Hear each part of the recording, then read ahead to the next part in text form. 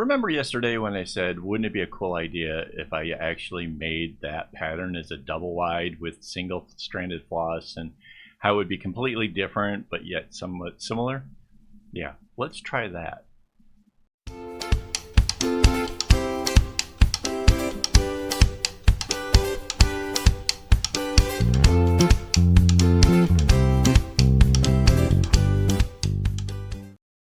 Hello and welcome. This is Kevin, also known as AKAAWOL, and today we are going to make a pattern off the top of my head, just because I can, I guess. I don't know. Whoa, Control Z. I still have the fill hole selection. So okay, we're going to start with red just like we did last time. So if you didn't see yesterday's video, I thought to myself yesterday, I thought, wow, you know, this could be really, really cool. We could make a double wide of the pattern that I was making. Except the one thing that would be different is because this pattern, this framework that I'm using, actually goes on the premise of single stranded, that it would actually be longer before you reach the middle. And so it would actually make it quite a bit different. So now, let's see. So those come together there. So it gets a little weird when you do a double wide, right? Because you get an extra knot over on this side. So I'm just making sure that I'm getting this the right way. And I'm filling in as I go along to what extent that I can.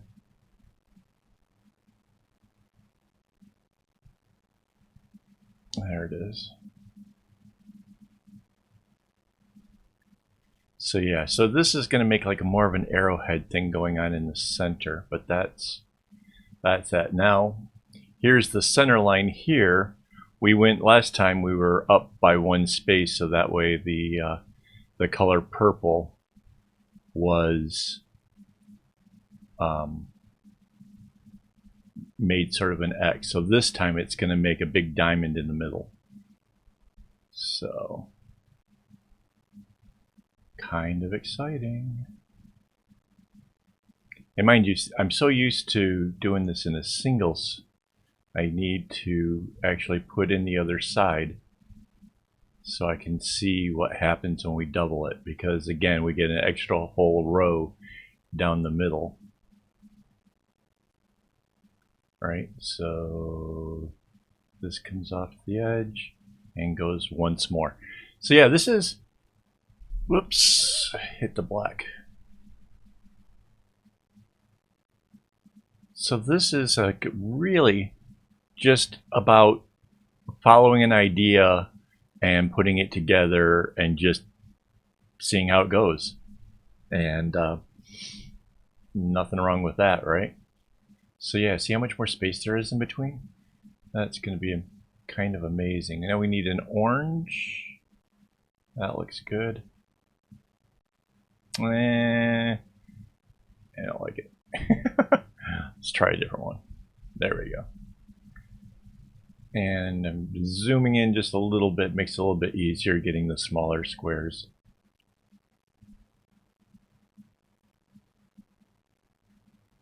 So yeah, I don't know what color will be in the center. I do know that I'd like to make this as a fade. Last time we played around and we made this with a blue color, although I have not really decided whether or not that was the color we were going to go with, so we'll see. Follow the other side down. Again, if you follow the string in where it's easy like this, it'll make, when it's difficult and you're wondering what to do, a whole heck of a lot easier. You'll be able to see what it's doing based on where what's left, where you can go. I know I harp on about that a lot, but it's the truth. And if I can make doing bracelet stuff easier for you, then great. I think that's where it's at. Okay, we need a yellow. There we go. And we can see how the colors just kind of each come down: red, orange, yellow. Next will be the green.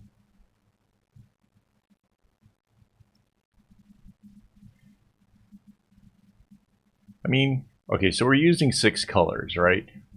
The only good reason to, whoops, keep them always in the order that a rainbow is because if you are going to do a fade, it's easy to figure out red 1, orange 2, yellow 3, green 4. Granted, you could switch up the colors and make them in any kind of sequence, but then trying to figure anything else out from it would become just so difficult and for no reason. The other day I complained about somebody else's pattern where they had the 6 colors of the rainbow, but they put all the hot colors in the wrong order. I just couldn't believe it. It just does not make sense to me. If you're playing with a rainbow, to putting them in the right order just makes it easier if you're trying to change up colors to make it your own.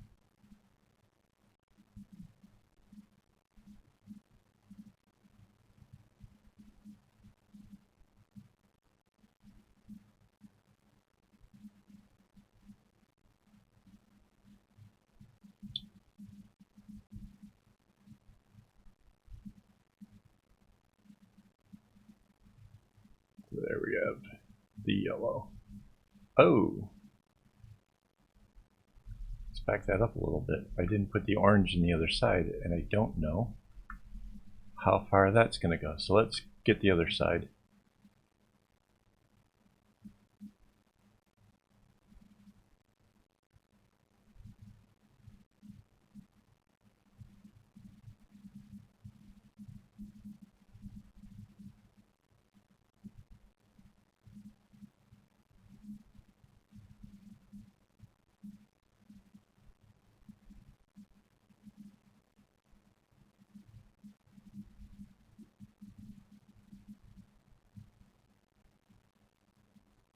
Wait, something's wrong.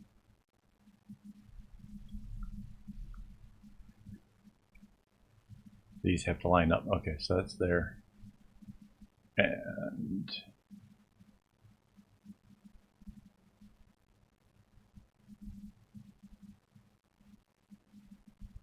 that's there. Okay.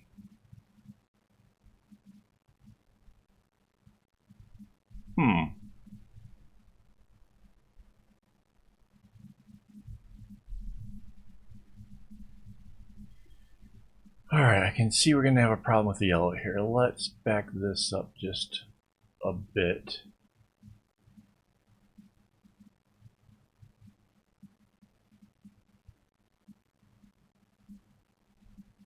Bring this in like this. Ah, there we go.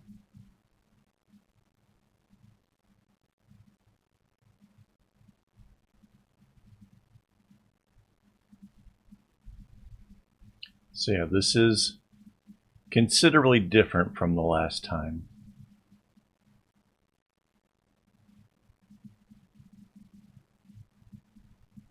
We are definitely going to see more of the cold colors in this version.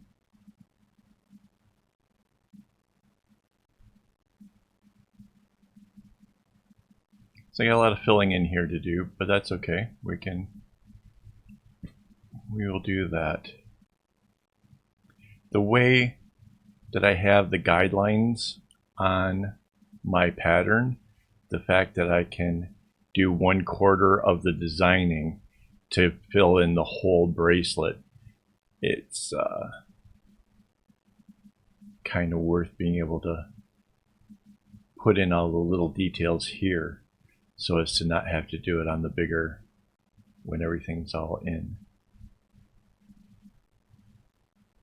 I don't know if I explained that very well. So yeah, if I copied and put all these other pieces in place without having put in the underlying colors, I would have to go in and put in the underlying colors 4 times as much. Well, yeah, 4 times as much.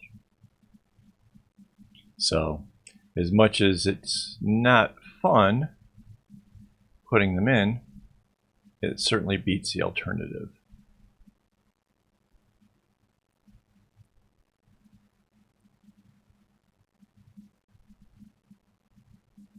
Whoops. That goes straight.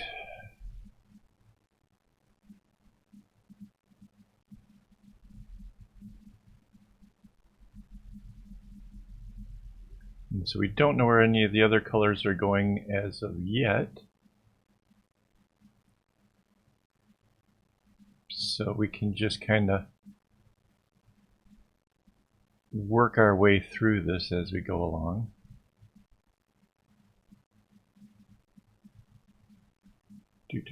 So the oranges and the yellows are done. Okay. Next will be the green.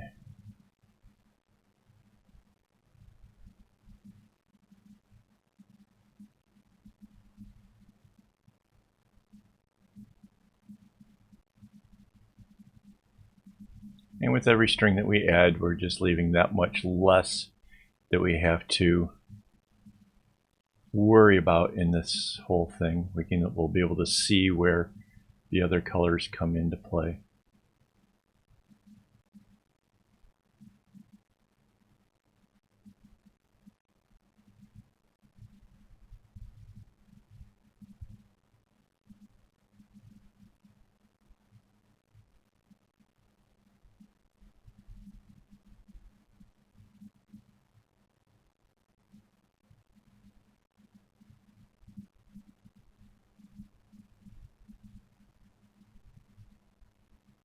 Okay.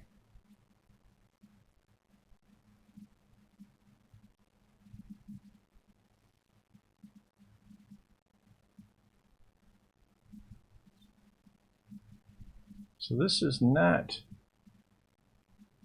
terribly difficult. There's going to be this little wrinkle in here that's less intuitive than the rest of it. But yeah, that's not bad.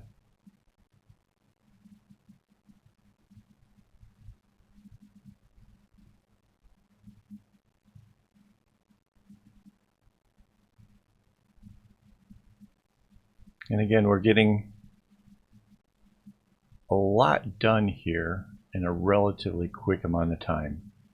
So if you're wondering about like designing your own bracelets and stuff, mind you, I'm completely making this up as I go along.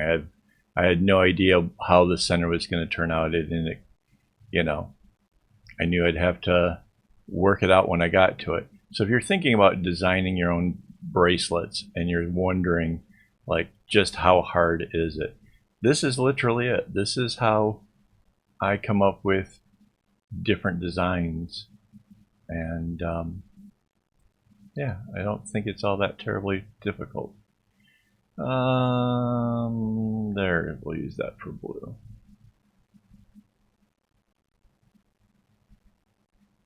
Oops. And again, we're just gonna go down the line because typically on this zigzag like this, I know it's an arrowhead as well, but on a zigzag like this, the colors just kind of work themselves down the line, and this will be no different.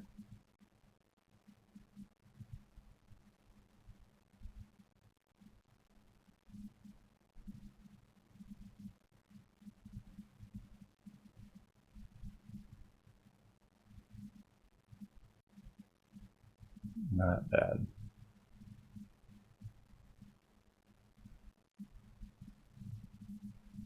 And for 6 colors, it's going to actually use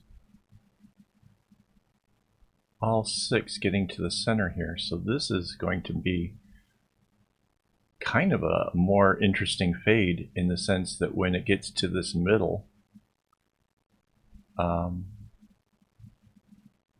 you actually get to the actual middle, the center color. So alright, let's follow this on down.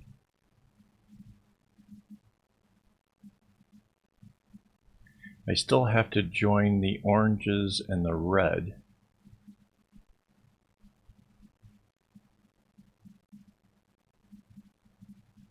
That shouldn't be too difficult.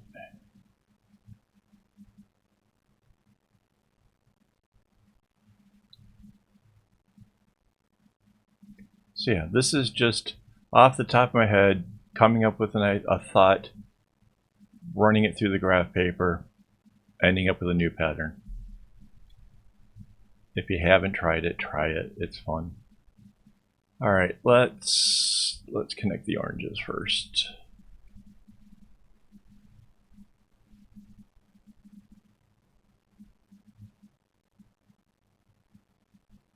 That was easy. Connecting the red.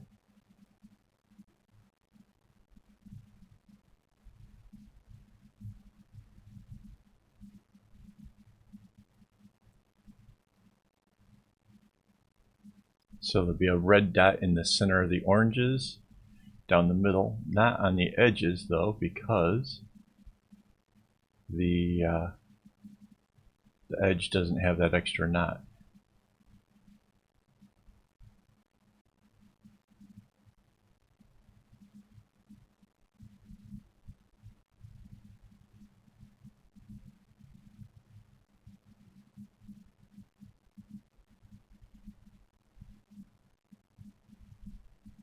I might actually make this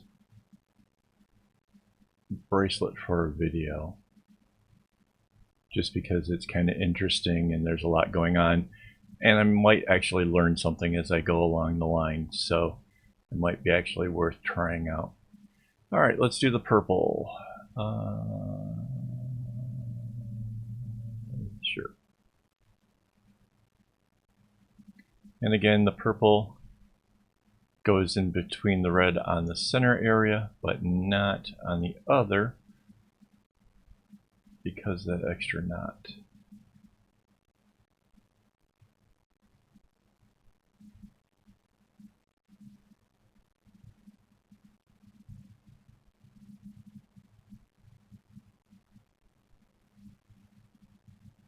And you can see it's real easy to see where the purple goes because it's the only row that is left. Everything else is already all filled in. Look at that, right to the middle of the blue.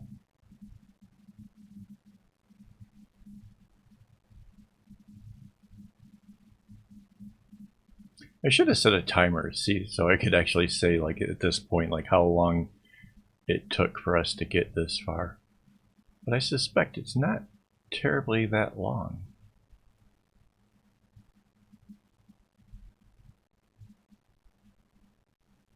And again, it's a whole lot easier to design in a rainbow of colors than it is to try to do it faded. Once we have this all filled in, we can take a look at what it'll look like with a fade by changing out the colors. So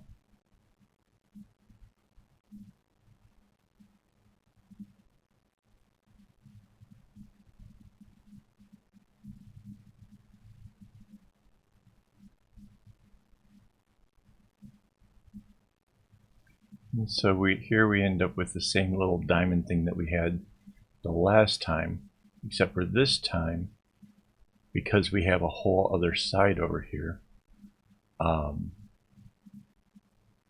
I think it's actually going to look a little bit cooler.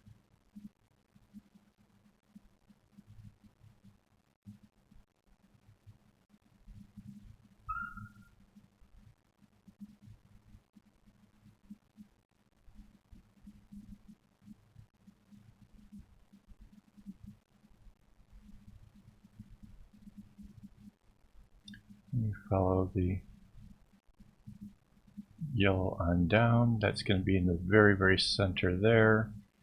The orange just comes straight down, and the red goes to there. quick double check to make sure we didn't miss any spots. Nope, we're good. Mind you, this area up at the top is in case for whatever reason we need to stretch out a pattern a little bit longer. Obviously that wasn't necessary here. Turned out pretty good. We'll try to clip onto the lines. We are on that one and this one. Oh, shoot. I did miss one. I missed two. Alright. Now I'm really looking way more thoroughly now, like, oh no, I was sure I had them all. Okay. So now that we have the area highlighted, we can Control C and Control V. And this time with the flip tool, we are going to flip horizontally and shift this over till it snaps onto the grids along the side. And it's all nice and lined up, and we can anchor the layer.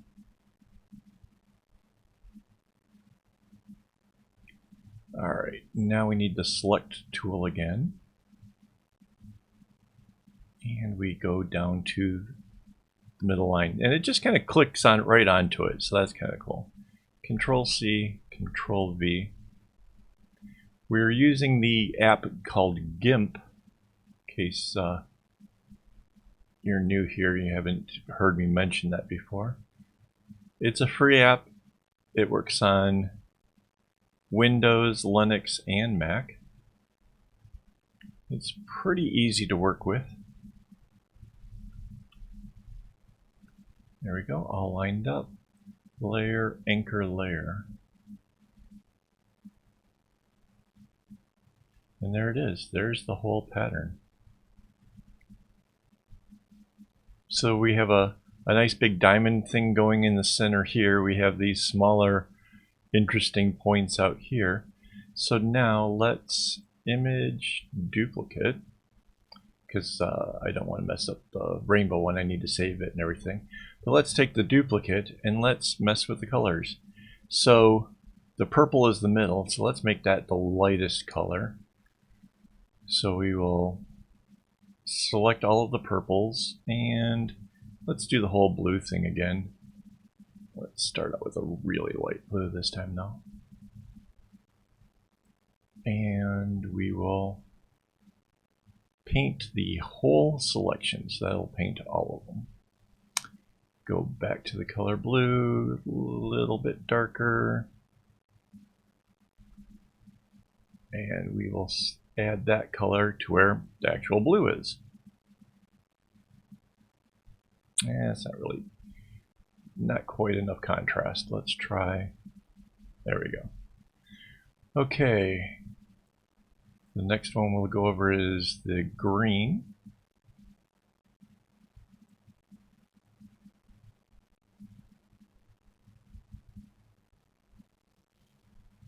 Then to the yellow.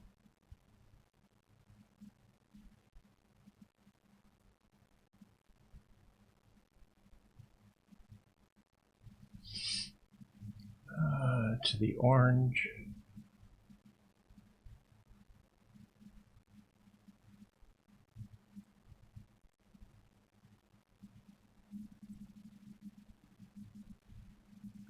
And the red.